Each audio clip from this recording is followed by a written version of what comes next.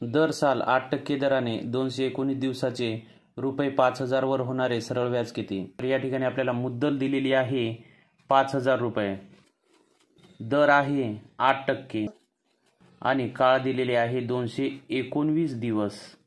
आता 219 दिवसाला आपण वर्षामध्ये जर रूपांतरित केले तर ते होतील 219 छेदामध्ये 365, कारण 365 पैकी 219 दिवस आणि आपल्याला काढायचे आहे सरळ व्याज. तर आपण ह्या किमती सरळ व्याजाच्या सूत्रामध्ये टाकूया. म्हणून सरळ व्याज बरोबर मुद्दल, म्हणजेच मुद्दल 5,000 गुणिला दर 8 आणि काळ 219 छेदामध्ये 365 आणि याला भागीला 100 करूया.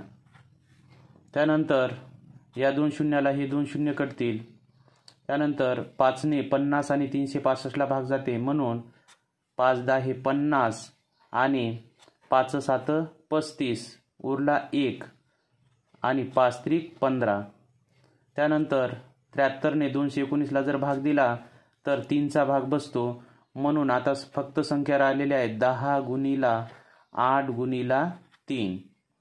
म्हणूनच 10×8 80 गुणिला 3 आणि 8×3 24 हा शून्य ठेवला, म्हणजेच आपल्याला सरळ व्याज मिळालेले आहे ₹240.